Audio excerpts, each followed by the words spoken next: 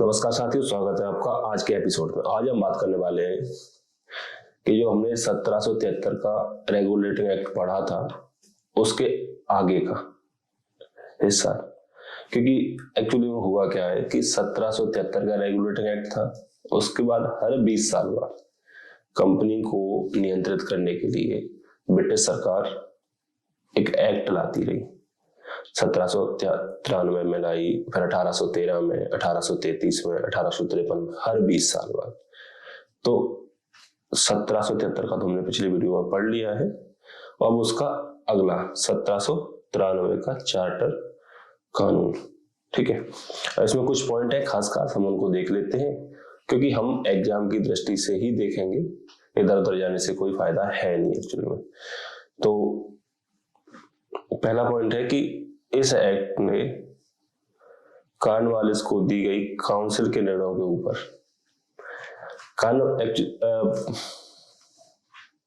1786 में Lord Cornwallis ये governor general बने बंगाल के। तो इन्होंने शर्त रखी कि हमें एक तो जो काउंसिल है हमें सलाह देने के लिए, उसको निर्णय हम ना भी माने ना, तब आप हमारे ऊपर कोई एक्शन ना लो, और हमें कमांडर इन चीफ बना दो। दो शर्तें, मतलब हमें इस तरीके से बाहुबली बना दो, हाथ में बंदूक दे दो और फुल पावर दे दो, कोई हमारी इंक्वायरी भी ना हो। तो ये शक्ति क्या हुई कि 1793 के अधिनियम द्वारा ट्रांसफर हो गई आगे ही गवर्नर जनरल के लिए भी, ठीक है। उसके बाद बाकी ये पॉइंट है कि गवर्नर जनरल को अधीनस्थ कर दिया गया बॉम्बे और मद्रास को। ये कोई ज्यादा जरूरी नहीं है, अगले 20 वर्ष के लिए बढ़ा दिया गया, तो ये भी कॉमन चीज है, बढ़ेगा ही 20, क्योंकि हर बार 20 वर्ष के लिए बढ़ा है। और सबसे मेन पॉइंट है इसका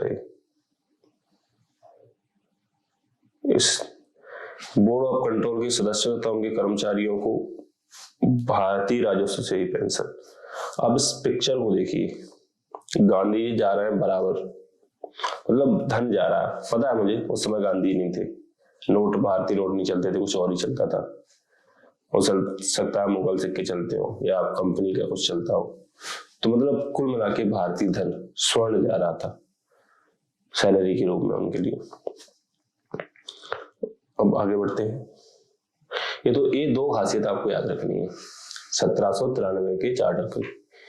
पहली कि जो शक्तियां थी कॉर्नवालिस को जो दी गई थी, उन्हें ट्रांसफर कर दिया गया अगले गवर्नर जनरल के लिए।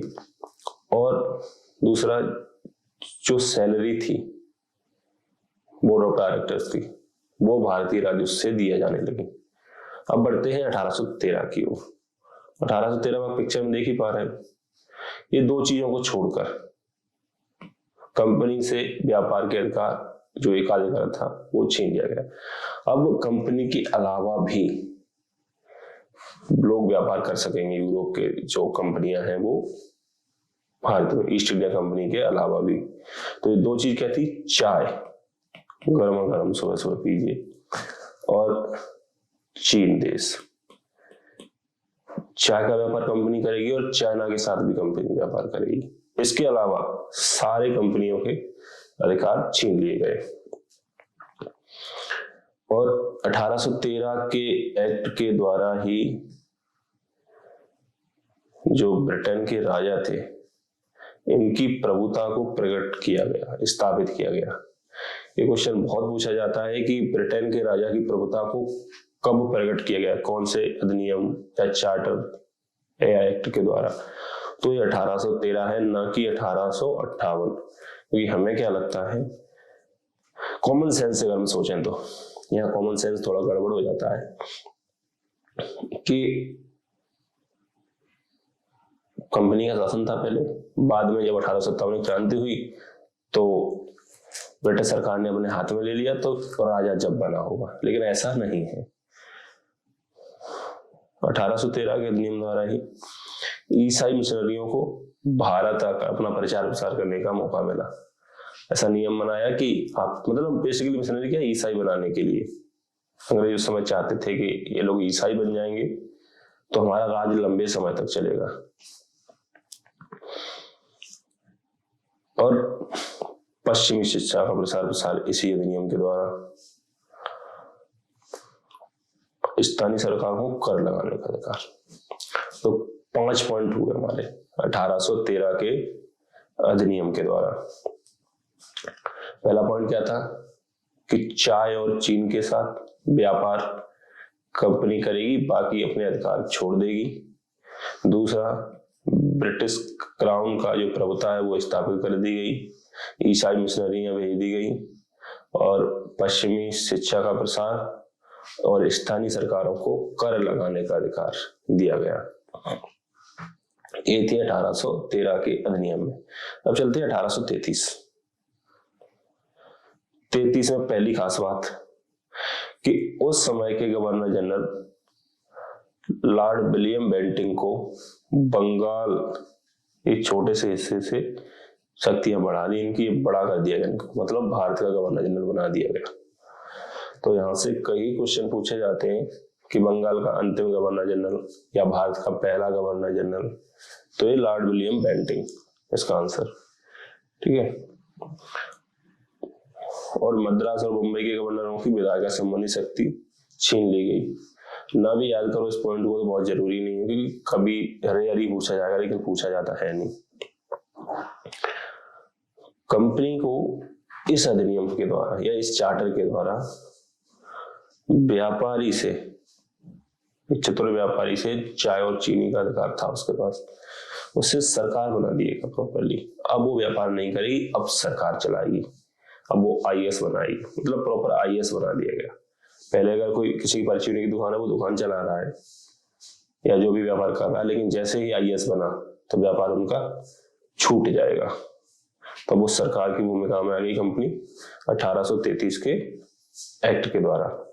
और एक काम और हुआ कि सिविल सर्विस का एग्जाम कंडक्ट कराने की, भारतीयों के लिए कंडक्ट कराने की बात की, लेकिन ये हो नहीं पाया क्योंकि बोर्ड ऑफ डायरेक्टर्स ने मना कर दिया था, विरोध किया कि नहीं करेंगे। तो इसमें 4-5 पॉइंट क्या क्या थे। लॉर्ड विलियम बेंटिंग को बंगाल के गवर्नर जनरल से उठा के भारत का गवर्नर जनरल बना दिया। कंपनी व्यापारी की जगह अब प्रशासक हो गई या सरकार हो गई, और सिविल सर्विस का एग्जाम कंडक्ट कराने की बात की गई, जो कि नहीं कराया गया। ठीक है। तो ये 1833 तक हम पहुंच गए हैं। आगे 1853 का भारत शासन अधिनियम 1858, 1909 का पार्लियामेंट सुधार, 1919 का मॉन्टेग्यू चर्चफोर्ड, यहाँ तक ऐसे कैसे करके हम भारत की आजादी तक जाएंगे। उसके बाद संविधान में आगे बढ़ेंगे। तो आशा करता हूँ कि आपको अच्छा लगा होगा, चीजें हेल्पफुल लगी होंगी। अगर अच्छा लगा हो तो वीडियो को लाइक कर दें, चैनल को सब्सक्राइब करें। Thank you very much.